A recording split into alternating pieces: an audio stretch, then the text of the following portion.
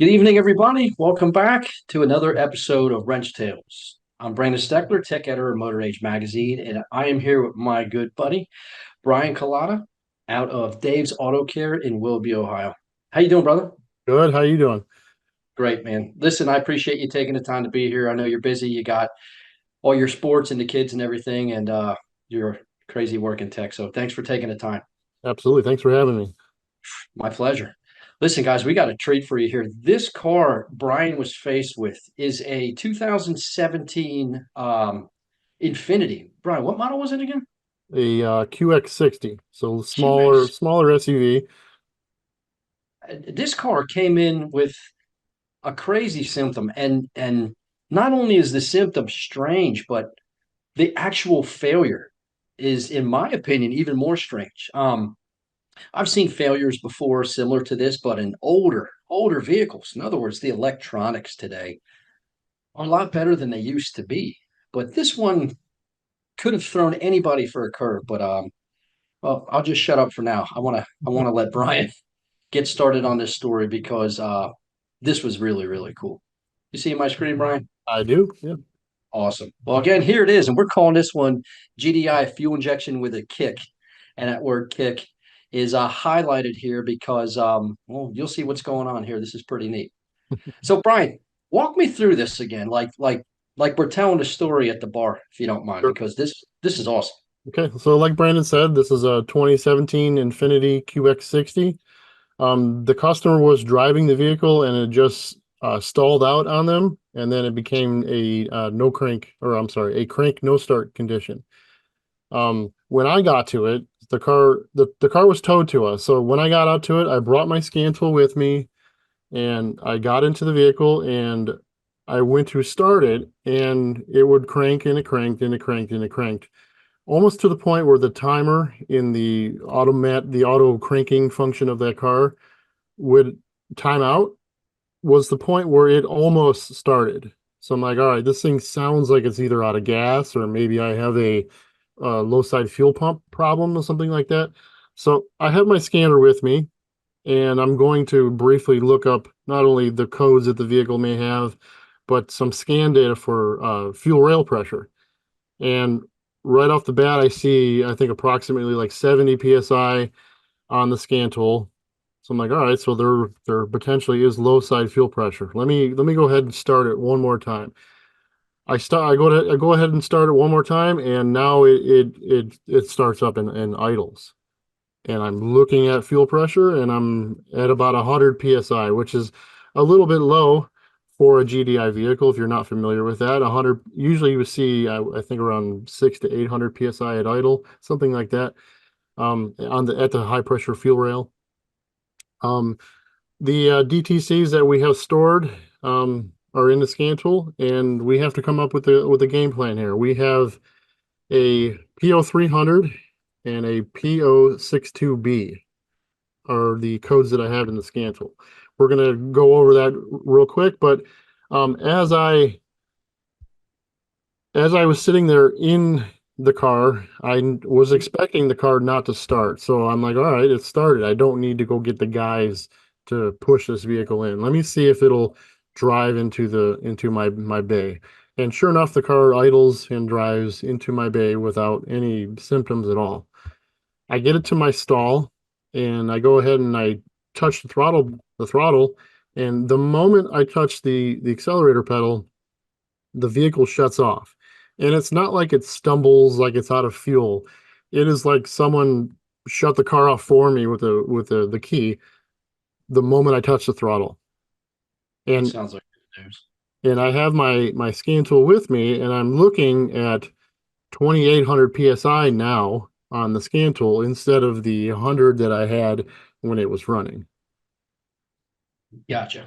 So 100 psi when it was running in my bay, snapped the throttle, and it bumped all the way up to 2800 psi, and it immediately stalled like someone shut the key off. Extremely strange. Yeah, that's So weird. I mean, 2800 psi is certainly enough, or it's certainly in the range of acceptable for GDI to be able to handle, but this car does not handle that. It immediately stalls. Yeah, and for those of you not familiar, I mean, this is almost mainstream. GDI high pressure rails are at high load conditions. Their maximum pressure is nearly 3,000 pounds per square inch. So Mhm. this pretty much deadheaded that pump and under idle conditions, right when you touch the throttle. So As I soon as I you agree touch the that's bottom. extremely Yep. strange. All right. So looking up that P062B, so the P0300, and most of you are probably aware that is a random cylinder misfire. We don't have too much diagnostic direction there in regards to a stalling condition. The P062B, I want to do some research on to come up with maybe a game plan on what's going on. In the scan tool and also service information, that code is titled ECM. That is all it says. P062B ECM. So we just throw ECM on it, right? That's all we do because we don't have Yeah, testing.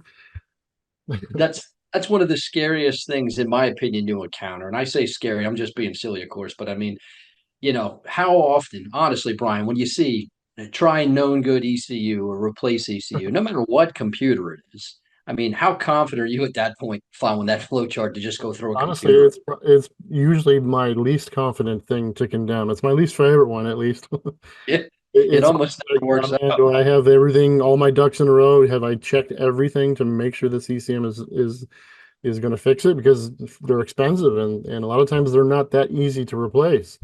Yeah, not just like physically, but programming and all that stuff. Sometimes that can be difficult. So we And want you to know be sure that we're correct.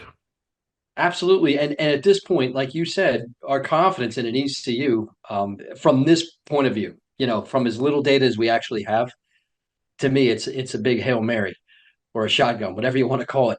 And But you can take it one more step further, and sometimes there's things that can cause a PCM to fail, like especially if it's related to an output, like a fuel injector that we have in front of us here. Did the fuel injector short and take out the transistor that controls it? And are we looking at the the outcome of the situation rather than the root cause? That's it's a tough thing to be to diagnose for sure. yeah, and you know as well as I do, unless we find that root cause fault, even if you fix this symptom of, we'll call it a stall, you might put a computer in it and fix the stall. But if there's an underlying cause, it's likely to come back. Yeah, I do not want that. So, I like that. In this case, it looks to me like you've got a hyperlink you're about to talk about. But in many cases, we're not given something like this, and at this point, we're stuck with guesswork unless you really know how things work. Like I have listed here in some red bullet points. Um, you'd be hard pressed to find this problem unless you had the right tools to do the job. But so where did you go from here? So when you pull up this code in service information, it gives you a little diagnostic chart here, which is very short, very vague. But it does say check fuel injector, and to refer to this EC569 component function check. That component function check is right here in front of you guys, and it's again vague. It says inspection start, start to vehicle. Are all cylinders ignited? Yes, the thing was idling in my bay. Um, Move on. Step two, check fuel injector function. They want you to use the console, which is their factory scan tool. Mhm. Start the engine and perform a power balance with the in the active test in the engine control module function of that scan tool. And what that's going to do is disable one injector at a time, and you're looking at an equal RPM drop as you disable fuel injectors. Now, But I don't have an individual cylinder misfire problem or something like that, but it says to do this test. I'm going to do it and to see hey, what yeah. happens. Especially if I'm going to throw a computer at it, I want to say, hey, they told me to do this test. I'm doing this test. For sure. So I do this, and each cylinder will drop the RPM, relatively equally, and I don't have any diagnostic direction with that step. Now, if you That- move further here, it says without consult. So if you don't have a scan tool, start the engine and listen to each fuel injector operating sound. Look at the ear. They want you to listen to it. Here, go to Oh, the next slide. Yeah, when you blow up that photo, they want you to have the engine running with a happy little smiling engine, and you're listening to the clicking sound of that fuel injector. The fuel injectors on this car are underneath the intake manifold. You cannot see them, you cannot access them, and you certainly can't get this suitable tool onto the fuel injector to listen to them. And again, I don't have a misfire. They're all functioning somehow, but they do not handle the 200 or the 2800 psi correctly. So it's not like they're not working. So the tool is not going to really give me any information here. So this is kind of silly, I think. So let's move on. One thing I want to make a point here, Brian, if you don't mind. I know you're a seasoned technician. You've encountered many, to this point, many GDI vehicles. So you know how they work. But what many technicians fail to realize is what I've drawn right here. And if you don't mind, I'd just like to take a moment to explain this. Please. We've got two GDI injectors. In this case, two of the four on this engine. Um, Six, actually. excuse me, six. So there'd be three paired injectors. This is just showing one pair because all three pairs are going to operate similarly. And what you'll notice about this diagram is, first of all, the driver output is shared on the positive side for this fuel injector as well as this fuel injector.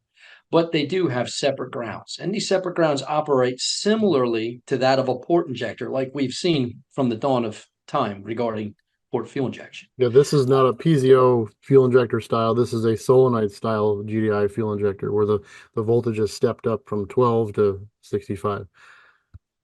Yeah, so we've got what's unique about this high side driver that is not only shared between two injectors, there's also two different portions of it. Now, this might not be totally accurately drawn from an electronics standpoint, but it gets the point across. You'll notice here, these people watching at home, there is a 65-volt output and also a 12-volt output. So this driver, if you can look at it, there'd be almost like a toggle switch internal to this computer. We can switch back and forth. There are 65 volts required to get this injector to lift off its seat. But once it's off its seat, it doesn't take much energy. So the ECU can switch over to the 12-volt driver to keep that fuel injector open. But this will make better sense as Brian progresses here. You think I've said enough at this point, Brian? Yeah, and I want to just add to that. It Please. reminds me of an old like Ford 6-liter diesel that has a Fickum power supply built into the engine control module that does the same thing. It steps up the voltage from 12 to I think it's 60. I forget how many volts that is, but same thing. There's a power supply that always goes bad on them, and then once the voltage isn't sufficient, those fuel injectors just don't work. So in Yeah. my situation, maybe the voltage is not high enough to create enough magnetic field to handle the higher pressure because maybe that power supply is compromised. That's the diagnostic thought that I'm having as I'm going to begin testing these fuel injectors. So with that, I mean, you know how this vehicle is configured, and you know what? I still urge everybody at home, view your wiring diagrams, even if you're confident and familiar with the vehicle. Vehicle wiring can change from year, make, model, even the same year, the same make, and the same model with a different trim package could have a different configuration. So don't make the mistake of guessing. It's just not worth it. Just look it up. It'll help build your game plan. Okay. So like Brandon said, that the injectors are driven on the high and low side. Access is going to be at the PCM because there is no access to these fuel injectors manually. They're underneath the intake manifold. So I have to go to the PCM, which ends up being a central location to be able to access all of them, as well as maybe a power supply or something like that that feeds the PCM. So that's my next step is to get to the PCM to access those. And with Infinity's pleasure, they labeled every single wire for me as being yellow and brown. Each injector has a yellow and each injector has a brown. So I'm looking for a connector near or at the ECM that has a whole bunch of yellows and a whole bunch of browns. It should be fairly easy to find, I think. And so I access this PCM. I'm piercing the wires because I don't want to create a potential uh, terminal tension problem. I don't want to fix a potential terminal tension problem within the PCM by back probing. I'm gonna pierce the wires and then properly seal them when I'm done. So I have to disconnect the PCM and I have to remove the protective shell that's on the back side of the connectors to access the wires. So in Got it. order to do that, I had to disconnect the PCM and then expose the wiring. So I'm on cylinder number one on the power side and the Mhm. ground side for that fuel injector. Beautiful. And before we move on, I just want to say, to Brian's point, um, many people will argue that piercing wires is not a safe practice. And they'd be right. If you pierce a wire and you overcome that insulation, you expose that copper conductor to the elements, it will eventually corrode. And worse, if you try to repair it with something like RTV sealant, you can accelerate that problem. But these specially designed probes, these are Phil's probes, aren't they? Yes, Phil's probes, they Which, have I think 5 tiny little needles in them that Mhm. you can almost not see the pierce marks when you're done. You have to get like your magnifying glass to really see them.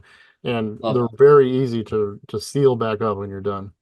I love that. So, Brian's not destroying the wire here. He's not ramming a pin through it. He's overcoming the insulation. Besides that, to Brian's point, if he were to not pierce these wires and instead they say a better practice is to back probe, I don't agree with that any longer. It used to be the case when we had these really big connectors, and this one isn't so small. But Yeah. with the newer connectors where we see 100, 120 terminals in one, these things are like angel hair pasta, and Yeah, to you got jam and 24 to gauge jam, wire. Yeah. oh, it's unbelievable to jam a pin in there Yeah. would actually displace the metal of the terminal and sometimes cause two terminals to touch together. I've done that. So yeah, you can cause a tremendous amount more damage by back probing. So I love what you did here, and I'm glad you brought that up, Ryan. It's a good point. So So we have the waveform here of again the high side and the low side. And if you look at the voltage, we are pretty much exactly at 65 volts. So what's going on here? I don't see anything that is screaming, "Hey, I'm broken" in this waveform. This looks healthy. It looks great to me. I Again, agree. like Brandon said before, the 65 volts was used to get the fuel injector to open, and then it goes down to approximately 12 volts to maintain it being open. So Agreed. And all of you that can looks see. healthy.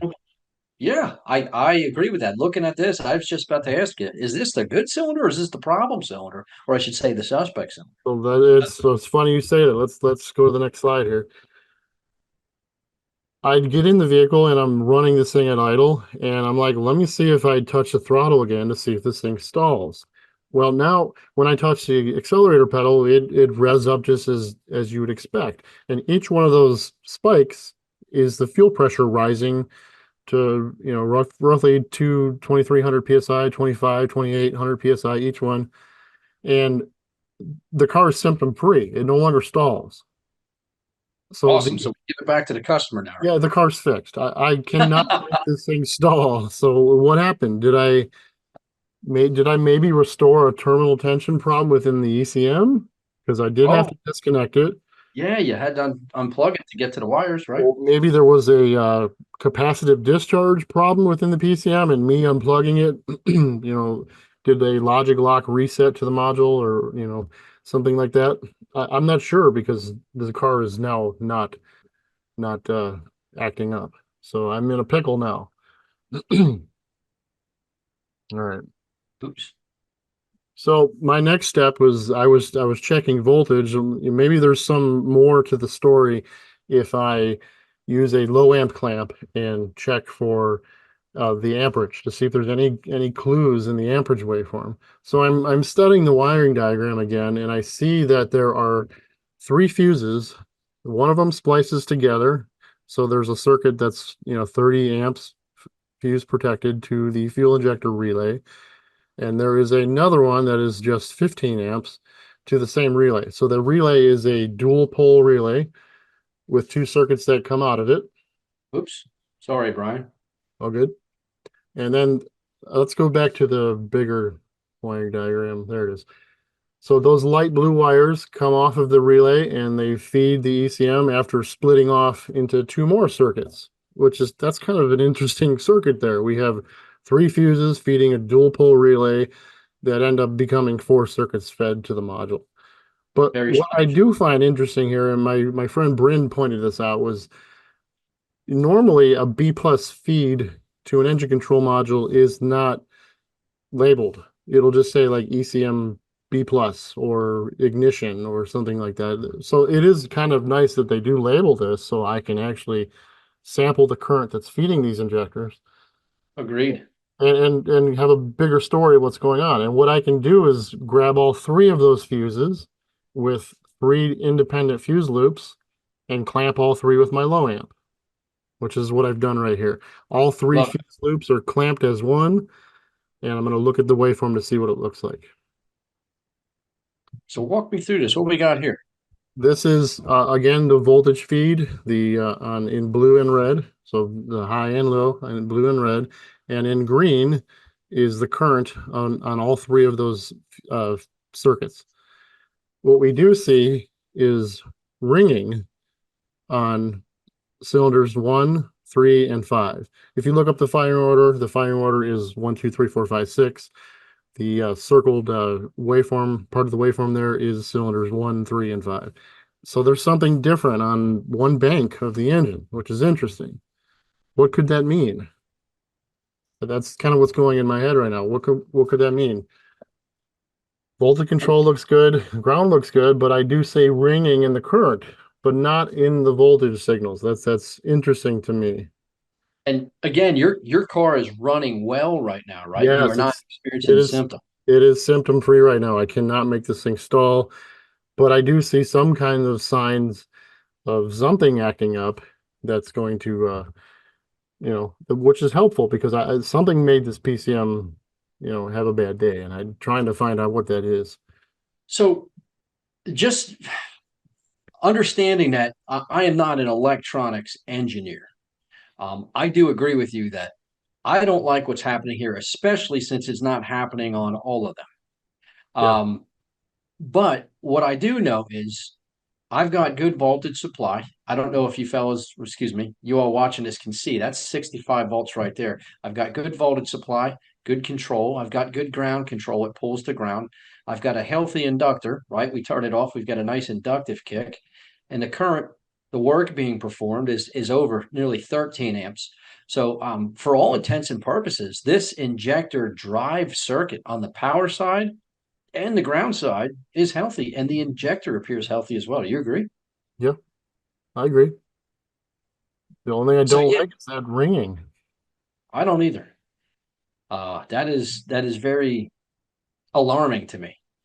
But ringing, we know this being an inductive device, that ringing represents, you know, magnetism and electricity going back and forth, but that should be suppressed with the electronics, in this case, internal to the ECU. And that is not something most of us can fix on the bench. Some of us have that capability.